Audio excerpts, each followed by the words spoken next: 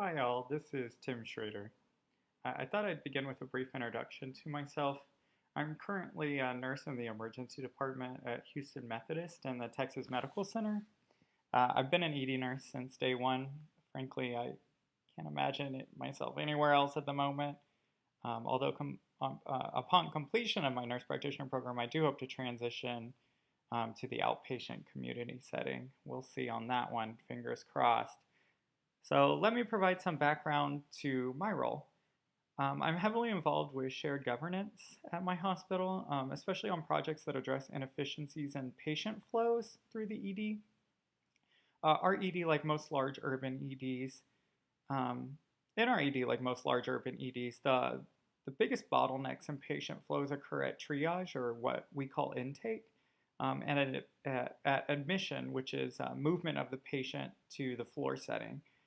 As such, I'm interested in how industrial process theory might inform and maximize patient flows, and something I'm going to call ED throughput, which is a topic I'll address in upcoming slides. This presentation thus is an exploration of a particular industrial process developed by the Toyota Corporation in the 1950s that was applied to the factory assembly line, and its current use in emergency departments across America to improve throughput. So let's begin. So this presentation has four objectives.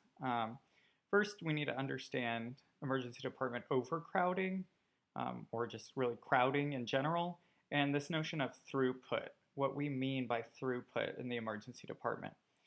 Second, we need to define lean thinking. So lean thinking is this industrial process that I just mentioned was applied to the assembly line by Toyota in the 1950s, and that has since really sparked a movement across emergency departments in America to apply this sort of industrial process to the way in which we move patients through the emergency department efficiently. Um, Third, I'll provide an example of this lean thinking in action. It's an example that actually takes place in an emergency department. And then fourth, finally, I'll apply this lean thinking strategy to the emergency department at my institution, Houston Methodist, and the Texas Medical Center.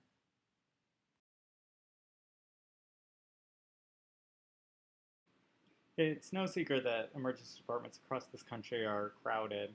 To give you some numbers, nearly half of all ERs report operating at or above their capacity on any given day. 9 out of 10 report holding admitted patients in the ER while they await inpatient beds. I can personally attest to this. We sometimes can hold patients for well over 2 to 3 days at a time, even though my institution in the medical center allegedly has over 1,200 beds. We can't seem to find one. And another number here, due to overcrowding, approximately 500,000 ambulances are diverted each year away from the closest hospital. So, I mean, why does this matter? Why does overcrowding matter? Well, first, EDs are high risk, high stress environments. When capacity is exceeded, there are certainly heightened opportunities for error. The Institute of Medicine's 6 dimensions of quality, which are safety, effectiveness, patient centeredness, efficiency, timeliness, and equity, they can all be compromised when patients experience long waits to see a physician, when patients are held in the ED awaiting inpatient beds, or when these ambulances are diverted away from the hospital closest to the patient. Over the past few years, several studies have presented clear evidence that ED crowding contributes to poor quality care. Second, crowding matters because about 1.9 million people, about 2% of all emergency department visits in America, they left the ED before being seen. I mean, typically because of long wait times. These walkouts represent lost revenue for hospitals. The same is true of ambulance diversion. Each hour an ED remains on divert was associated with about $1,100 in foregone revenues for the hospital. A study showed that simply a 1 hour reduction in ED boarding time would result in over $9,000 of additional revenue by reducing ambulance diversion and the number of patients who left without being seen. A crowded ED also limits the ability of an institution to accept referrals. Methodist, we're an umbrella organization, and we oftentimes get patients from our institutions in the sort of outskirts of the city. And it also increases medical legal risks. Third, due to crowding and safety issues, the Centers for Medicare and Medicaid Studies, which I'll call CMS from here forth, actually mandates now 5 quality reporting measures for ERs. These measures include 1, time from ED arrival to ED departure for discharged patients. 2, door to diagnostic evaluation by a qualified medical professional. 3, the number of patients that left without being seen. 4, the time from ED arrival to ED departure for admitted patients. And 5, time from admit decision to time of departure for admitted patients. Essentially, they want to see how quickly patients are moving through an emergency department and the ways in which that emergency department is mitigating the number of people that end up leaving. So CMS actually rewards hospitals that achieve high quality marks on these measures, and in the near future plans to make these metrics publicly reportable and searchable by end users. So it's definitely in every hospital's best interest to achieve high scores.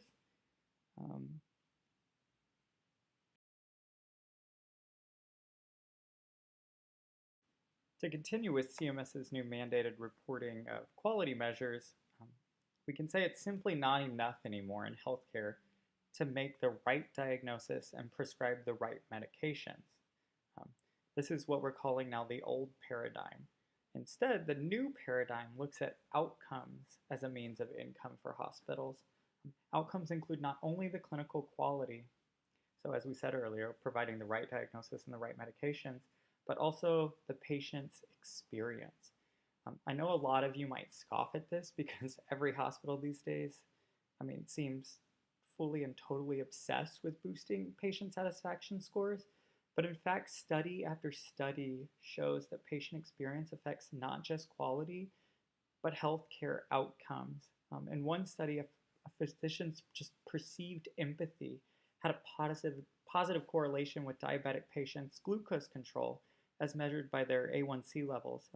In another study, higher hospital level patient satisfaction scores were independently associated with lower 30-day readmit rates for acute myocardial infarctions, heart failure, and pneumonia. So this patient experience, it really matters.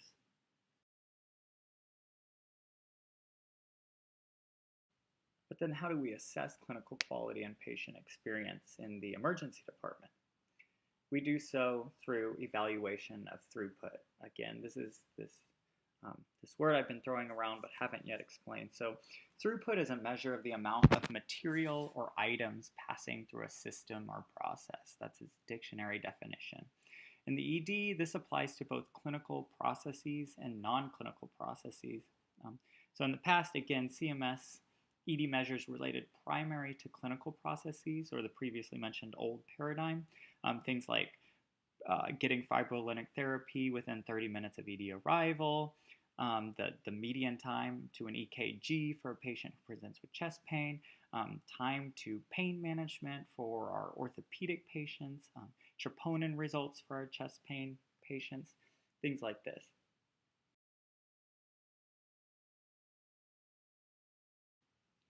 Currently, CMS is moving towards that new paradigm. So they've signaled this willingness to look more globally at the emergency department processes by including non-clinical qualitative throughput measures, as mentioned before, and I've actually highlighted here. So they fended off criticism of these non-clinical measures by stating that despite their lack of focus on a specific clinical issue, these measures, they capture the totality of the ED experience, which frequently includes collaboration and coordination between many departments throughout the hospital. For busy hospitals like mine, just to give you an example, these door-to-doc times seriously lag when we have these high patient volumes and rapid patient influxes, especially in our peak afternoon hours, which is all to say that it can be very, very difficult for any hospital to meet these qualitative standards.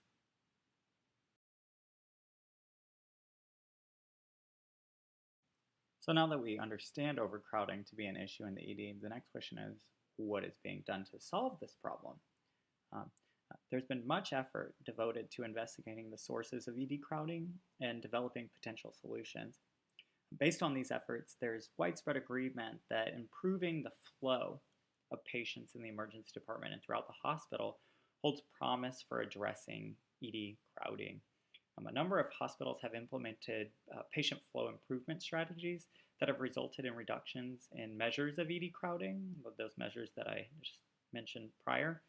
Um, Interestingly, lean thinking informs many of these strategies.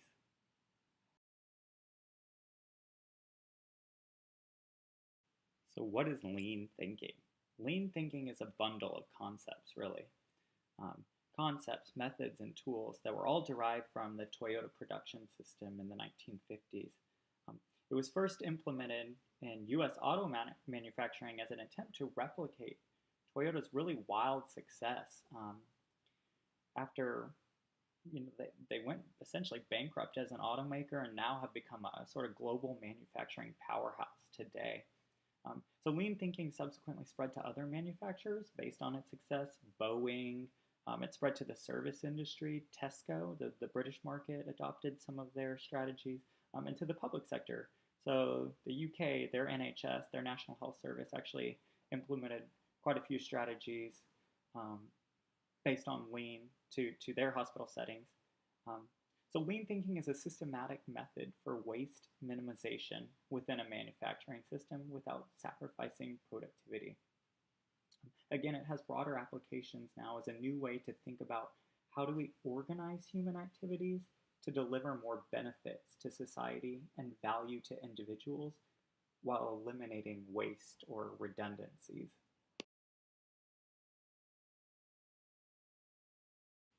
Key principles of lean are listed in the figures here. Chief among them is the need to eliminate unnecessary waste. Waste is anything that doesn't add value to the customer. So for example, if the ED patient is the customer, two wastes we might identify might be one, waiting to be seen, and two, undergoing and paying for a duplicate test. So as waste is eliminated, products, or in this case patients, as we're looking at the emergency room, flow smoothly, continuously, and without errors from one step to another. After work is completed at one step, it's not pushed, as we say, to the next step. Instead, work is pulled when it is ready to be processed at the next step so that work doesn't pile up. Problems that arise in the process are to be identified immediately, their causes understood, and a solution applied. Most importantly, both frontline workers and management are responsible for the quality of work, and both are involved in the problem-solving process, often through a process we call rapid continuous improvement sessions. We'll talk about this more later. Perfection is not sought through better, more clever systems or go-it-alone heroes, but it's sought through a commitment to improve things together, step by small step. So these rapid continuous improvement sessions, they want to institute change for the better. And the spirit here is about seeking 101% improvements from everyone, every day, everywhere, rather than one 100% leap forward, right? So the practice of these continuous improvement sessions is what anchors lean thinking in people's mind, and which ultimately leads to what theory suggests is total transformation of a system. Practicing continuous improvement sessions together, it builds self-confidence and the collective confidence that we in the ED setting or as nurses can face larger challenges and solve our problems together.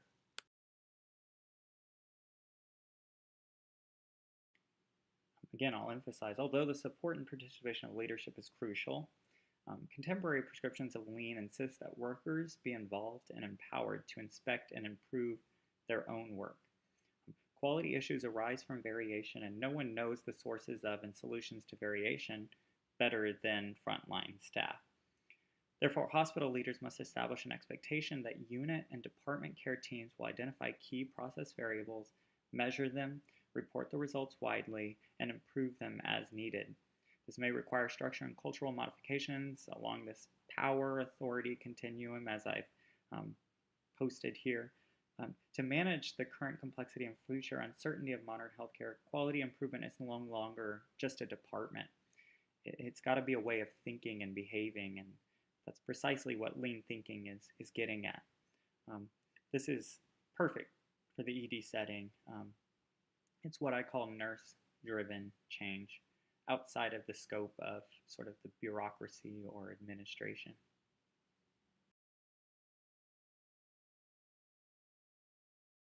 One of the ways in which lean thinking plays out is through PDSA, so Plan, Do, Study, Act.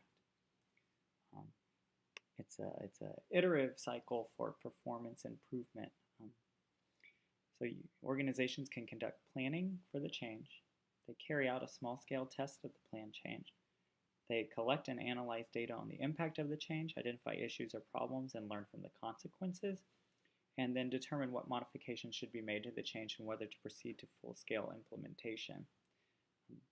The repetition of the PDS cycle helps determine what works and what doesn't, as well as what should be kept and what should be modified.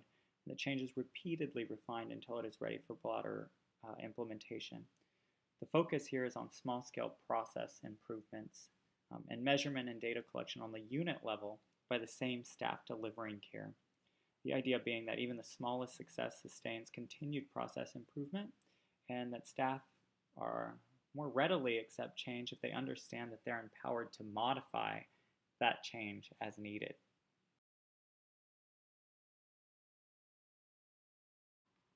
So now that we've sort of slogged through the tenets of the theory itself, let's actually apply lean thinking to an emergency department setting. I have an example for you guys here. In 2008, Thomas Jefferson University Hospital in Philadelphia, they hired a new chief operating officer who saw a need to provide his staff with resources to improve performance. So to do so, he arranged for General Electric to teach 45 employees the lean methodology. Lean-trained facilitators who were part of the patient flow improvement team began by conducting interviews with fast track and emergency department staff. They observed work processes in the ER and documented how long it took to complete various tasks. Through this process, the facilitators discovered that the fast track nurse practitioner spent less than 40% of his or her time on nurse practitioner tasks, and the nurse spent less than 6% of his or her time on nursing tasks. They also discovered sources of additional waste. For example, nurses spent a lot of time searching for equipment and supplies. So next, the patient flow team participated in a 3.5-day continuous quality improvement event. The team spent the first 2 days observing and creating a value stream map of all tasks that occur between a patient's arrival and discharge from Fast Track. After identifying value and non-value added tasks, the team determined that the Fast Track could meet a goal of a 90-minute turnaround time for patients by making the following changes. So there's a host of changes here they made. They dedicated a nurse practitioner, nurse, and tech to staff the Fast Track and remain there even when the main ED was crowded. They posted a welcome sign at the doorway directing patients to the registration window. They had a tech serve as patient greeter to identify obvious Fast Track patients in the waiting room and direct them immediately to the Fast Track area. They enabled all Fast Track computers to print discharge instructions.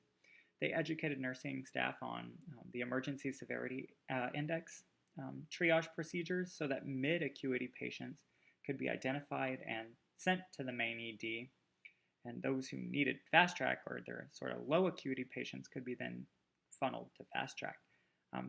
They sought continuously stocking supplies and equipment, and they aimed to relocate the Fast Track close to the front of the ED.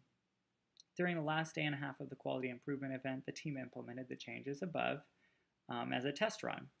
There was a lot of enthusiasm, obviously, among team members, Fast Track staff, and ED leadership about the changes identified. However, more work was needed to sustain the changes. The team had several follow-up tasks, including ordering a permanent welcome sign for the waiting room, planning ESI education and competency assessment for triage nurses, developing written guidance about the roles of the NP nurse and tech in Fast Track, and cleaning and organizing the Fast Track supply cart. The team met weekly for 1 month after the quality improvement event to discuss progress on these tasks, as well as any other issues associated with the implementation and maintenance of the changes. After the month, follow-up tests were completed and responsibility for the maintenance improvements and analysis of data was turned over to the Director of Strategic Initiatives. So here you have an example of lean thinking in action, coupled with this PDSA iterative cycle of change, including frontline nursing staff and techs in the process, gaining this collective buy-in, and really focusing on, as you can see, sometimes minuscule or what we might think to be trivial changes. I mean, posting a welcome sign at the doorway, directing patients to the registration window, but little things, little things that can be tinkered with that at the end of the day add up to meeting this goal that they put in place for turning around patients quickly in the fast track area of the emergency department.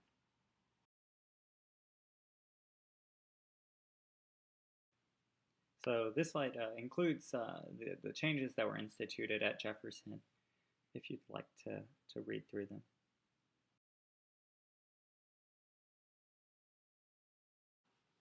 Following Jefferson's model and countless other instances of lean thinking in the ED, management and staff at my own hospital, Houston Methodist, we've been pretty engaged in bringing the tenets of lean thinking to the ER.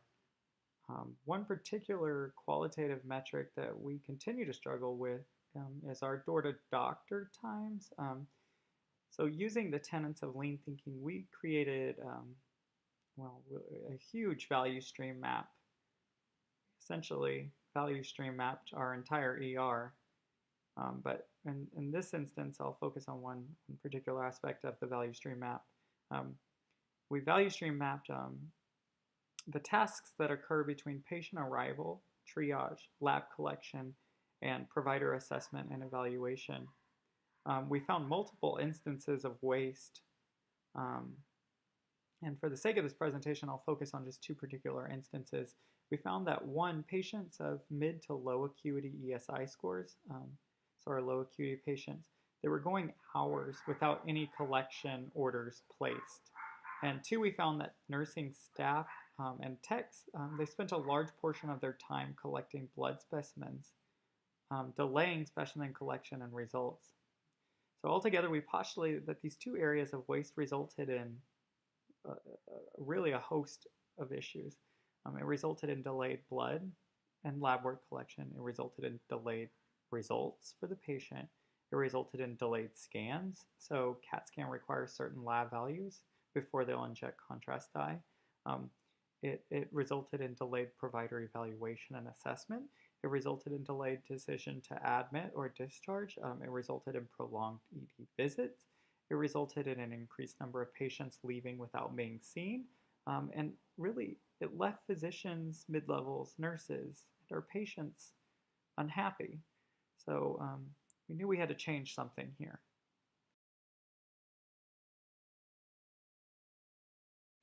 So as part of our planning stage in this PDSA cycle, nursing staff alongside hospital administrators worked collectively to address these issues I've stated with three potential solutions. So one, we determined that blood collection was a task that could be delegated to trained phlebotomists, freeing up techs and nurses to better manage patient flow in the triage and intake area.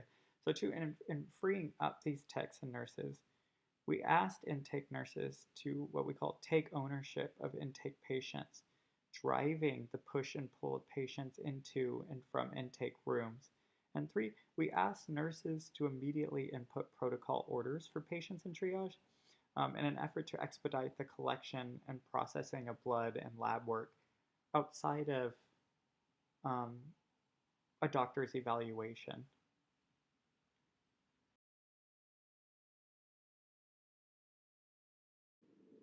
So the question is, did our efforts work?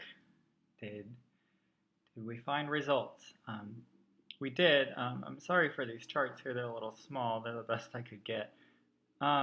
We were able to reduce our door-to-provider time from 92 minutes to 72 minutes thus far. We're still in the middle of this PDSA process, but we've definitely been able to shave some time off there, about 20 minutes. We've achieved a 13-minute order to collect time frame. That's down, I think, from we had it at 24 minutes, I want to say. And we've been able to reduce the overall order to result time of 33 minutes post go live. We were having a lot of issues actually with our own nursing and tech staff having hemolyze samples, and now that we've gotten the phlebotomists in, we've actually had reduced hemolysis. So that's I think driven to a lot of this reduction from order to result time. And thinking of PDSA again as this iterative process of continuous improvement, we've already addressed some of the hurdles that have arisen following implementation, including initially we didn't allow the phlebotomist access to our EMR. We've given them access now. Nursing staff wanted it. It makes a lot more sense. So phlebotomists now can see when patients need their labs drawn in intake. They can print the labels and then they can drive their own efforts. So giving them collective ownership of their duties versus having to wait for the ED staff to print labels for them and tell them where to go, etc. We've initially too did not provide radios. We use radios in our ER for flow. They didn't have radios. We provided them radios now too after nurses asked that they be given radios, which has actually presented its own little challenge in that our phlebotomists now are being asked back into the main ER rooms instead of staying in fast track to help collect blood specimens. So I don't know yet what we're going to do there. And, you know, this process didn't come without its complaints from nursing staff and tech staff. We had good collective buy-in because, you know, this process was driven by nursing staff. But there's still some lingering doubts about phlebotomists drawing blood by butterfly venipuncture rather than simply placing IV lines. A lot of our nursing staff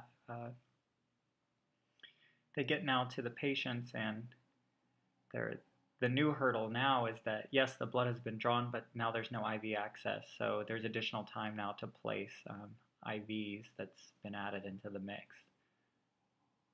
So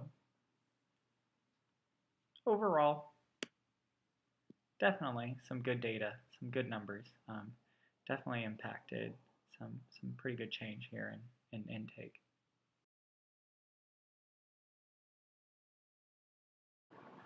So in this instance, yes, lean thinking, this industrial process, it works in an ED, especially when you're trying to meet some pretty ambitious goals put out by CMS. I think there's two powerful aspects, in my opinion, to lean thinking in the emergency room. So teaching employees how to learn rather than telling them what to do. So I think lean thinking's aim is to develop, in this case, the nurses' autonomy and problem solving by supporting them and really engaging them in this continuous improvement process. Secondly, again, this notion of decentralization of power too that I spoke to earlier. What better place to turn when seeking to maximize efficiency in the emergency room than the person involved in the day-to-day grind. Again, industrial process, when you think of the manufacturing line, you think of it to be this sort of alienating place where there's a singular best way to work, and management is sort of like this looming threat of enforcement. I think lean thinking kind of turns that thought process on its head and asks those at the bottom, those who are in touch with the day-to-day, to affect change. And like I said, it works. Our nursing staff, they're pretty pleased. Outside of management, I mean, management's pleased with the numbers, but the nursing staff is pleased now too with the flows. I mean, they don't feel so overwhelmed now that they have the phlebotomists with them. And in terms of lean thinking informing future projects, I mean, yes, uh, our new, again, as I said, we value streamed our entire ER. There are plenty areas that we identified to have waste. So yeah, I do think a lot of our future projects going forward um, in ED, especially considering these new qualitative measures put out by CMS, it'll definitely inform the fine tuning of those processes.